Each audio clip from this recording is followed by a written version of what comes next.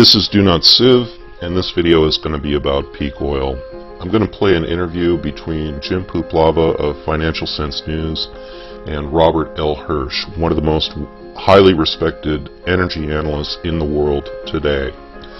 I'm going to make some introductory comments. If you'd rather skip right to the interview, I've put a link down below. Click that. It'll take you directly to the interview. First, just to go through Mr. Hirsch's bio.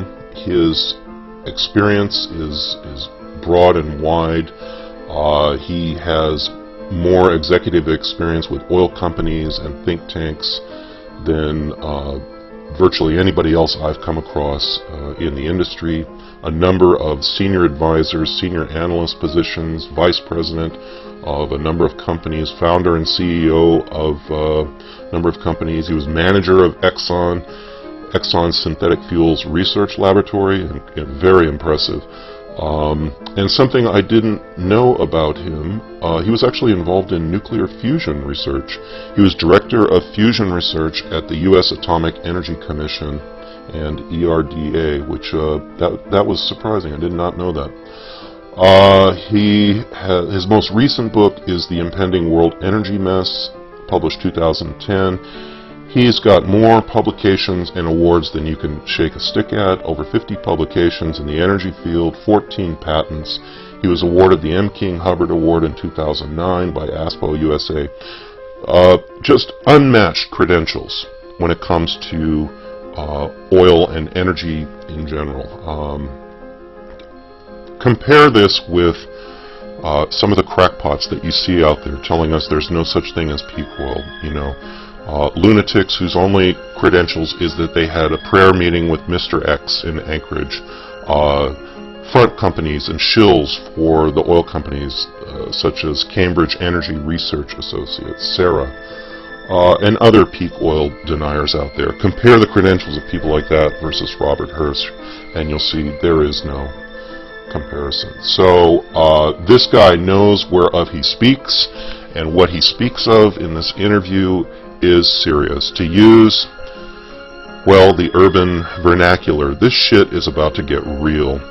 Now, according to most estimates by most energy analysts and highly respected energy agencies like the IEA, we passed peak oil in 2006, the global peak. And for the last 5 years, we've been on what's called the bumpy plateau.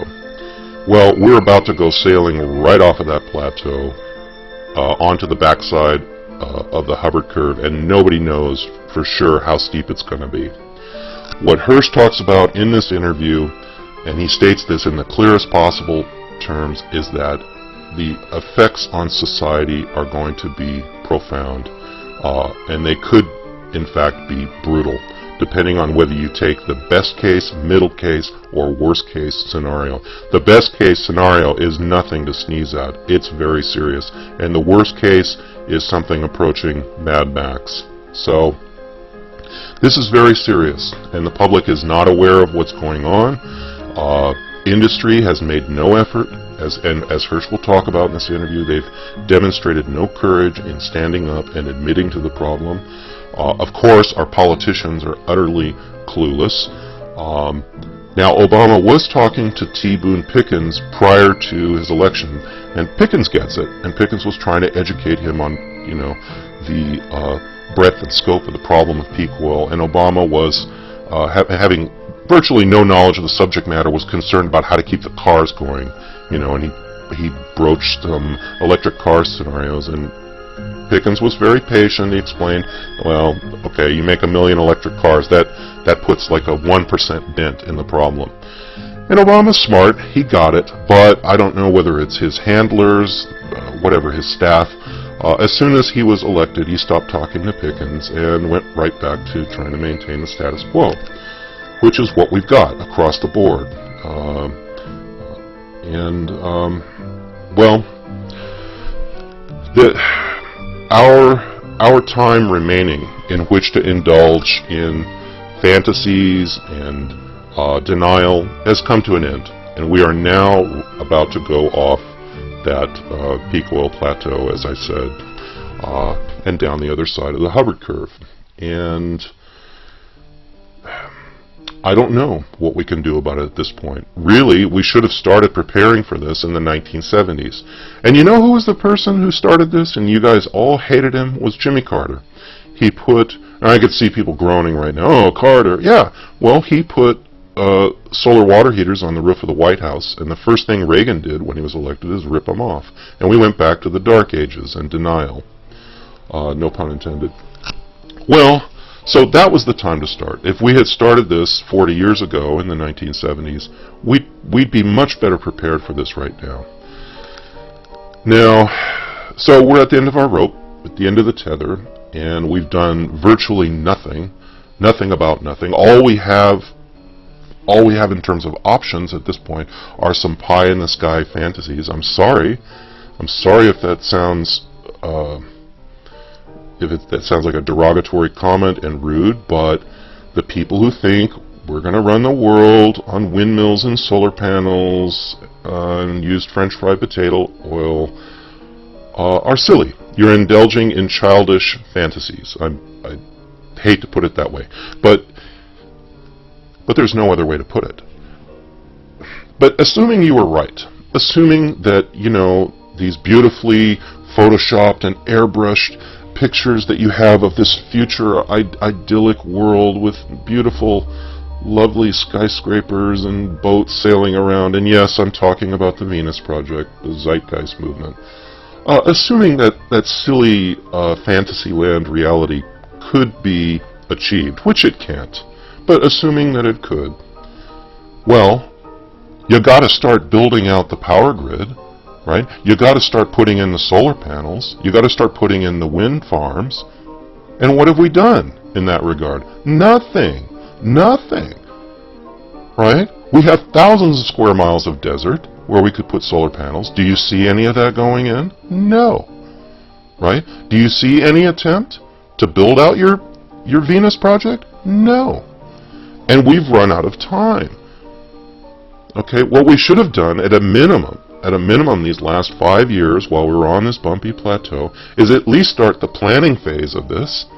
At least do that. At least draw up the blueprints. We didn't even do that. We're totally and completely unprepared for what's about to hit us. That's really it in a nutshell. And if you understand peak oil, if you really understand it, I don't mean you just heard about it once. If you really understand it, you, by now, would have gone through an entire range of psychological ups and downs and emotional experiences. You probably would have started with denial. Then you would have gone to anger, right? Then you would have gone to the various escapist philosophies, which is what's called bargaining, the Elizabeth Kubler-Ross, 5 rungs of grief. It's called the bargaining mode. Well, if we just converted all the cars to natural gas and, put in windmills and Altamont Pass and enough solar panels, we could really make this thing work, and we don't have to reduce our quality of life at all, and we could live just the way we're living now. Heck, it might even be better. That's the bargaining mode. That's kind of just Fantasyland nonsense, and that's where most of the Zeitgeisters are. I'm sorry, guys. Sorry. I have nothing against wind and solar. I say do it. Go wind, go solar, but you waited too long. You waited too long, and now, as the oil starts to run out, it's debatable whether we're going to have the resources and infrastructure in society to embark upon these projects that you want to build, right? Once the oil starts running out, people are going to be concerned about things like food production and food delivery, and how do I keep the refrigerator running and the lights on, right? Nobody's going to have time to think about Venus Project. It's going to be about survival, right? How do I get to work in the morning, right? So we just waited too long. We waited too long. And where to go from here? I don't know. I don't know that education at this point, the educational process for the bulk of people, granted there's more peak oil videos on YouTube now than there ever have been at any point in time in the past, but what is education going to do at this point? It's okay, you're going to make people aware of the problem, but As Hirsch talks about in this interview, nobody in industry is taking the lead. Nobody in politics is taking the lead. I mean, where's the change going to come from, and who's going to drive it, I guess is the question. I can see, really at this point, only one way out. But before I state that only one way out that I see, I want to go over a few facts first before I do that. What we have now, because we lived in denial for so long, and because we procrastinated and did nothing for so long, what we have now, and this is a measure of your maturity, and whether you're an adult or whether you're a child who wants to go play with the Tinker Toys in the backyard, what we have now is a list of unpleasant options, beginning at unpleasant, going to very unpleasant and painful, and then brutal. Okay, that's the range of options that we have at this point. You say, well, take senators like Ted Kennedy, who didn't want a wind farm in his backyard because it would have obstructed his view. Or Dianne Feinstein. I'm not trying to pick on Democrats here. I hate politics, but, Dianne Feinstein doesn't want solar panels, doesn't want wind farms because they're unsightly, or, kill birds, or put lizards in the shade. And I get that, and they are unsightly. I understand that. And they do kill birds. I get that. But she doesn't want oil drilling because of the risk, you're going to walk on the beach and get tar on your feet, or I don't know. I'm not trying to pick on her in particular, but what I'm saying is that, by and large, the state of mind among most politicians and the general public is, it's all bad, right? We don't want any more of anything. We don't want any oil drilling. We don't want any coal-fired power plants. We don't want windmills. We don't want solar panels. We don't want anything. But we do like it when the lights come on. And obviously we don't want nukes. Right? Well, okay. All right. You don't want anything. Fair enough. Make a choice. Make a choice. What do you want to do? You want to go back to 1850s lifestyle, world made by hand? Ox and plow, mule and plow, cooking food over a wood fire at night? Is that what you want? Oh no, we don't want that. Well, what do you want? You want your lights to come on? Yeah, we like when lights come on. You want your refrigerator running? Yeah. You like heat? Yeah. Like air conditioning in the South? Yeah. Okay. Those metal lines outside your house where the power flows, goes into your house, you've seen those, right? Yeah. Well, there has to be a power plant hooked up to one end of those to supply the power. Doesn't take a lot of intelligence to put two and two together to figure that out, right? If you don't want anything, where's the power going to come from? Okay? As I said, all you have now is a long list of unpleasant choices, and you're going to have to choose. You either reduce your quality of life, tear down civilization, go back to 1850s, or you make some unpleasant choices, right? You better start doing something. You don't like coal, and I don't like coal because it puts mercury in the atmosphere. Fish now is so poisoned it's dangerous to eat more than 1 can of tuna a week, and really, for pregnant mothers and children, you shouldn't even eat that much, maybe 1 can a month. That's how much mercury is out there in the fish. So obviously, more coal-fired power plants creates more problems.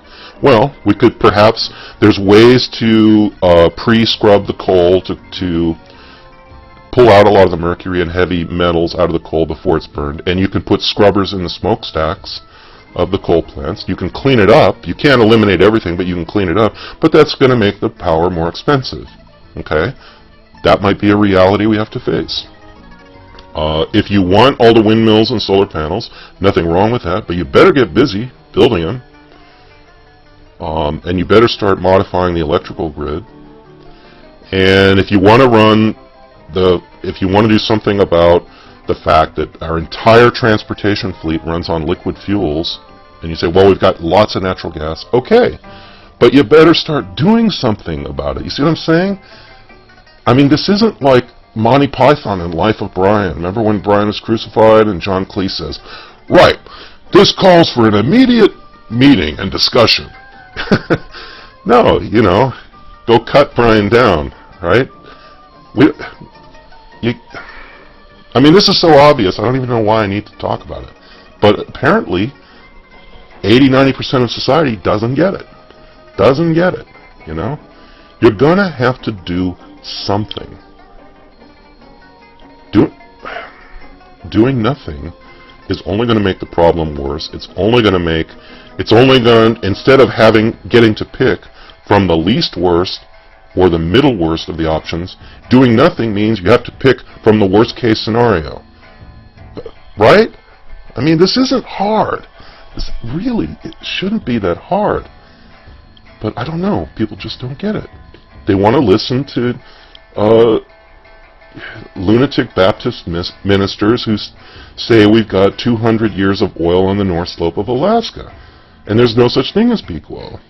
Or they want to believe that we can liquefy really low-grade shale called Kerosene and we get all our oil from that. Or they want to believe we go drill at the North Pole. That's almost as ridiculous as believing in Santa Claus. I don't know where... And you say, well, what about nuclear fusion? Okay, what about it? What about it? We've got one experimental research facility, one, in Livermore, right? Working on laser inertial confinement fusion, right? And people bitched up a storm that we spent $3.5 billion on one research facility. If you were serious about nuclear fusion, we'd have a dozen of these plants.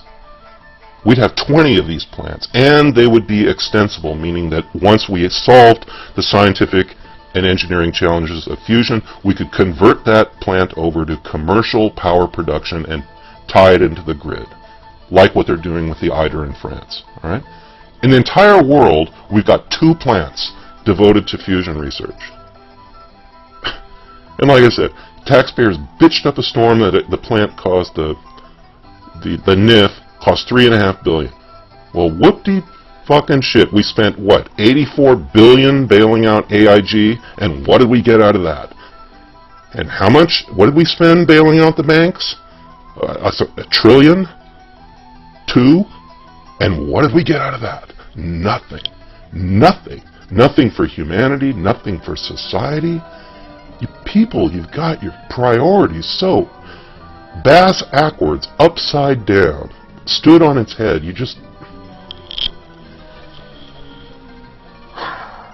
I say you people. I know, most of the people listening to this aren't those you people, but the bulk of our society is you people. They're just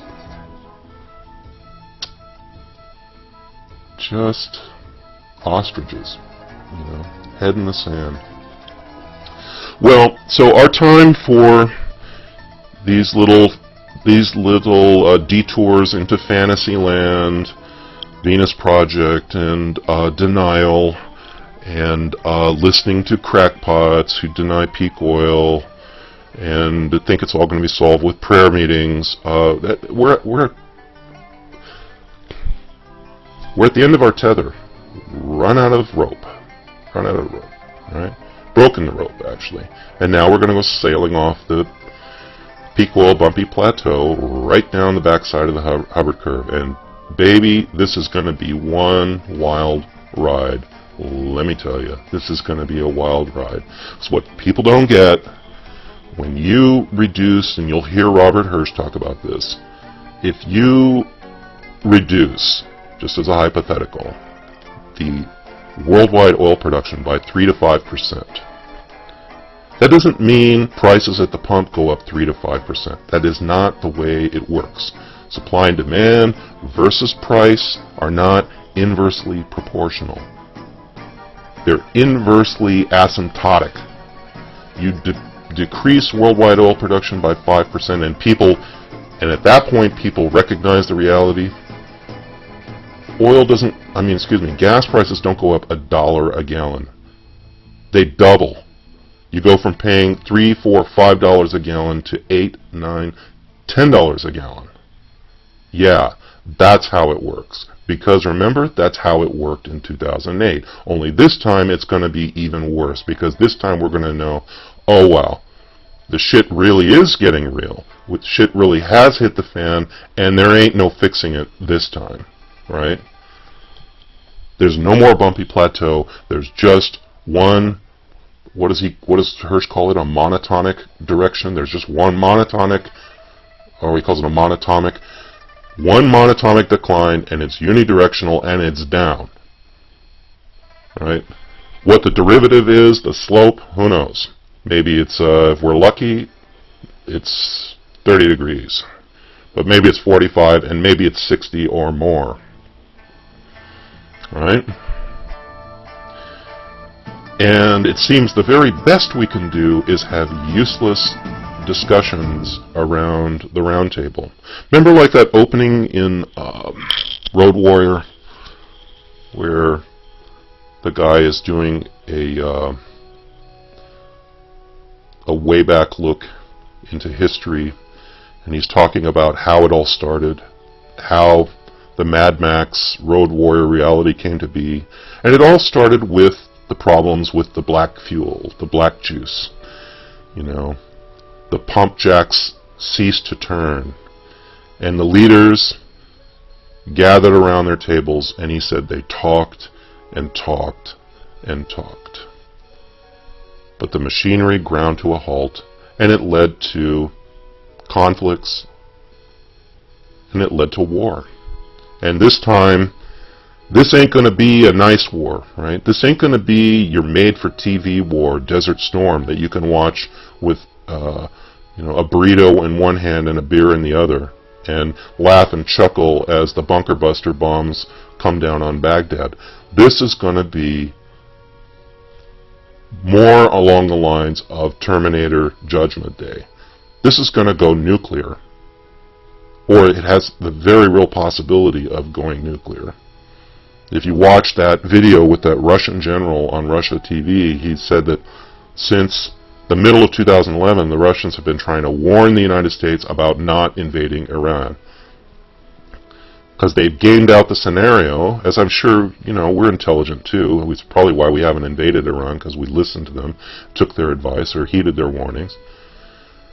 Because they've gamed out the scenario on both sides, and they realize where this is going to head. It's going to head to global war, global conflict.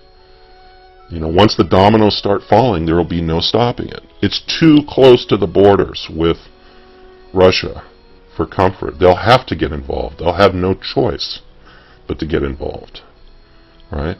Our solution to the world, the energy crisis, the imminent reduction of fossil fuels, including liquid, and in particular liquid fuels, our answer to date to that has been to go invade some other country, right, and take their oil, or at least secure the supply lanes, right?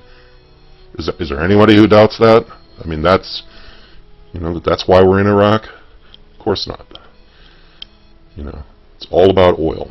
But that's not going to work anymore, because there's just less and less of oil out there.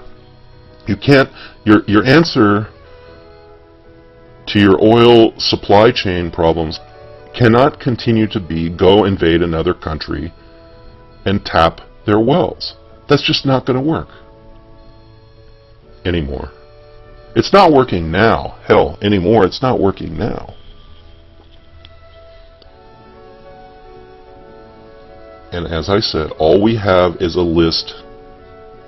We have a bunch of sticky backs up on the brainstorming whiteboard, and they're all not so bad to very bad, going from left to right choices. And we've got to pick from some of those.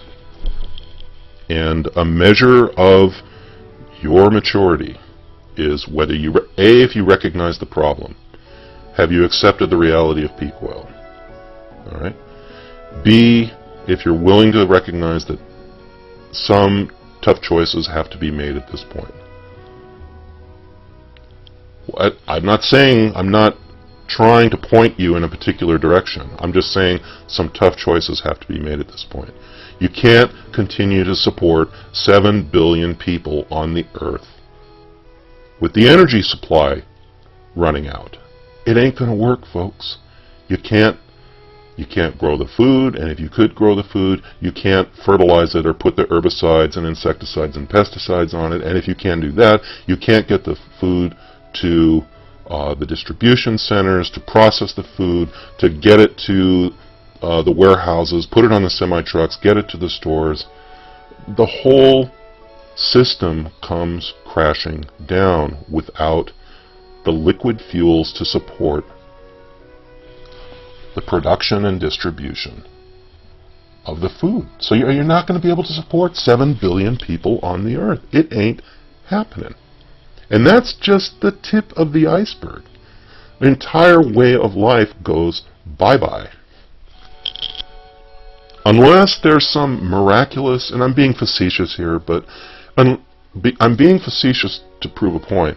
Unless there's some miraculous deus ex machina, God comes down, with a hand wheel crank from the sky and fixes the whole thing, which, unfortunately, there are millions of people who believe that.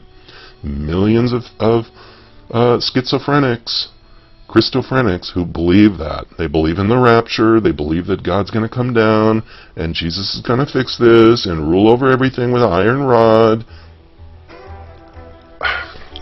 There's absolutely no help for people like that, and I don't know how much of a percentage of society they make up, but a hell of a lot. A hell of a lot. So those people, there's no point even talking to them, right? They're not going to help. They're part of the problem, and they're going to continue to be part of the problem.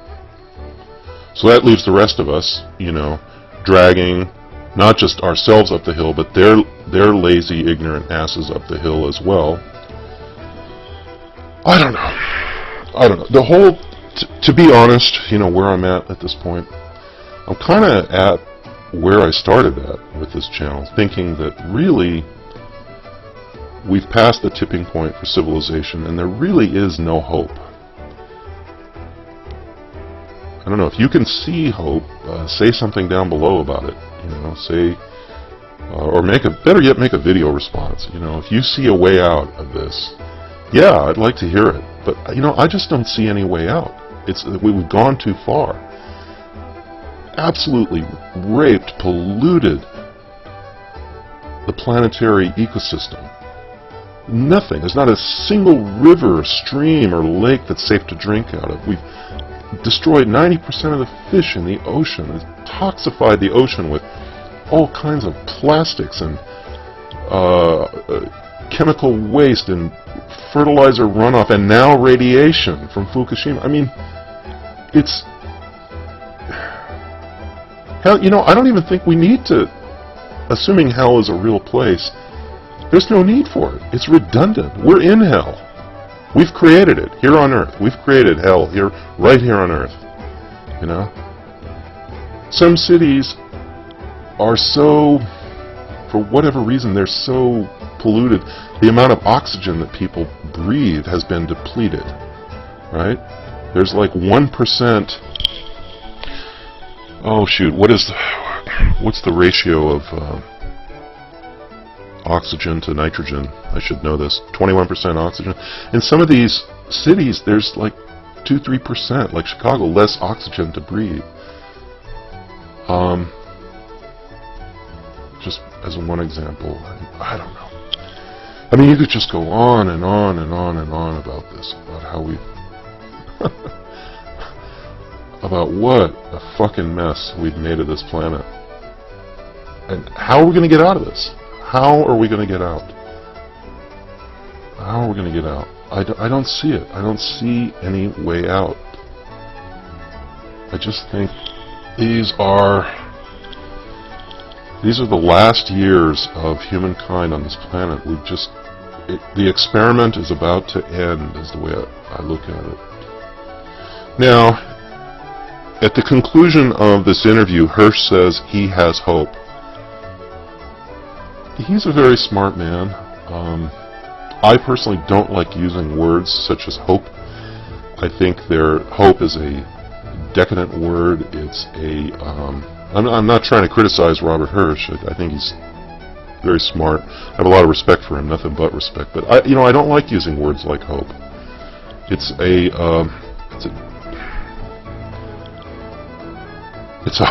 it's a hopeless word. I mean, what do you? I had a well, I don't want to go into that. But are we going to trust to hope? Is that what we're trusting in to save us? Hope? Come on, that's no better than what these religious fundamentalists and Pentecostalists and Baptists do. Trusting to hope.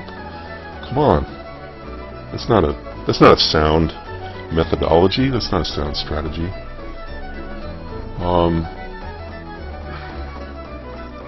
No, I prefer you make a realistic assessment and you take as much into consideration as you can, you be as objective as you can, and then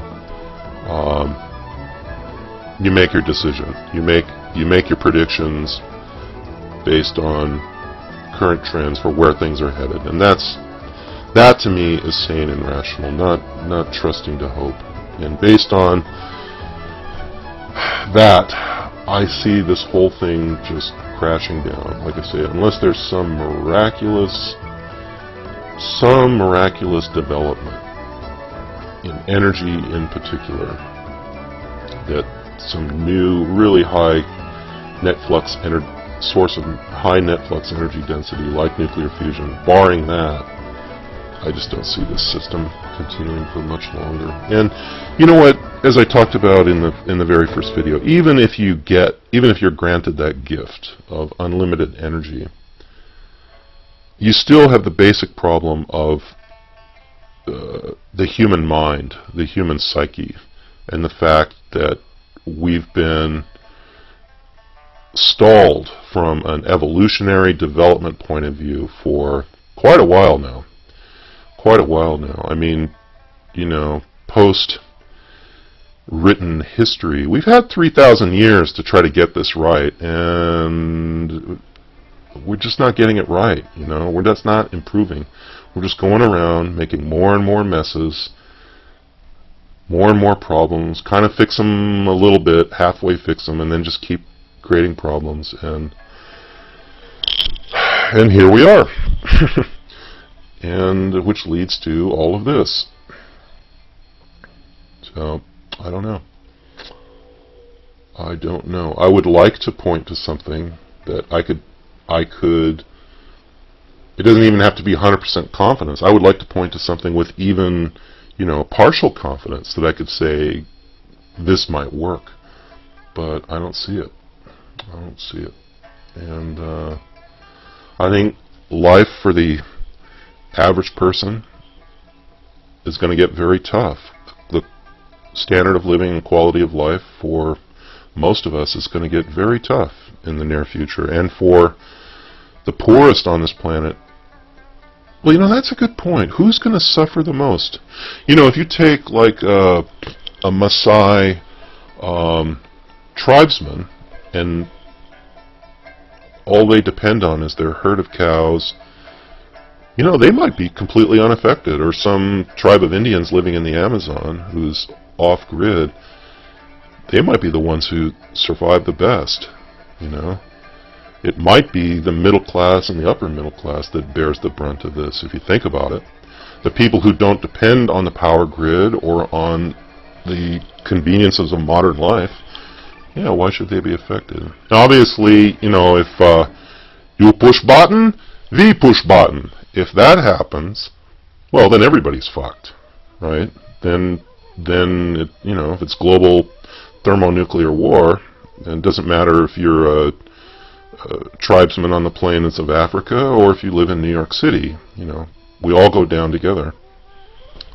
What's that song by Tom Lehrer? We will all burn together when we burn.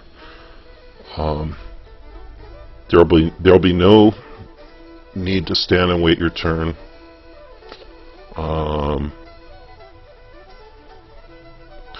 When the skies become Uranus, we will all go simultaneous.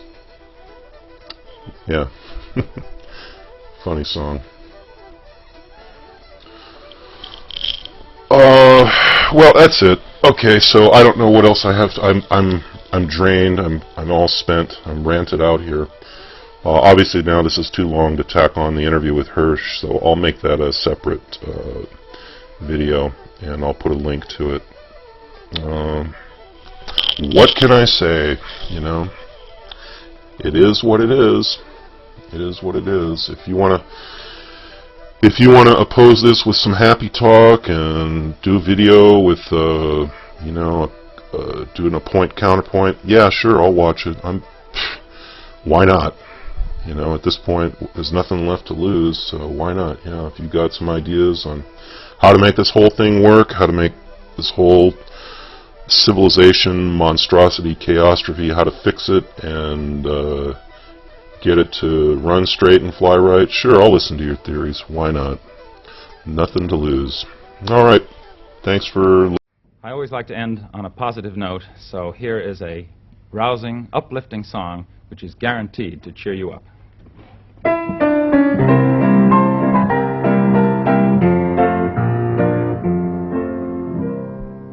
When you attend a funeral, it is sad to think that sooner or later those you love will do the same for you. And you may have thought it tragic, not to mention other adjectives, to think of all the weeping they will do. But don't you worry, no more ashes, no more sackcloth, and an armband made of black cloth will someday nevermore adorn a sleeve. For if the bomb that drops on you gets your friends and neighbors too, there'll be nobody left behind to grieve, and we will all go together when we go. What a comforting fact that is to know. Universal bereavement and inspiring achievement. Yes, we all will go together when we go. We will all go together when we go, all suffused with an incandescent glow. No one will have the endurance to collect on his insurance. Lloyds of London will be loaded when they go. We will all fry together when we fry. We'll be French fried potatoes by and by. There will be no more misery when the world is our rotisserie. Yes, we all will fry together when we fry. We will all bake together when we bake. There'll be nobody present at the wake.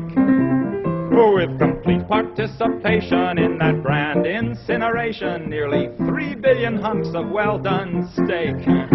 We will all char together when we char, and let there be no moaning of the bar. Just sing out a Te Deum when you see that ICBM, and the party will be come as you are.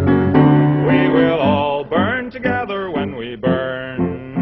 There'll be no need to stand and wait your turn. When it's time for the fallout and St. Peter calls us all out, we'll just drop our agendas and adjourn. We will all go together when we go, every Hottentot and every Eskimo.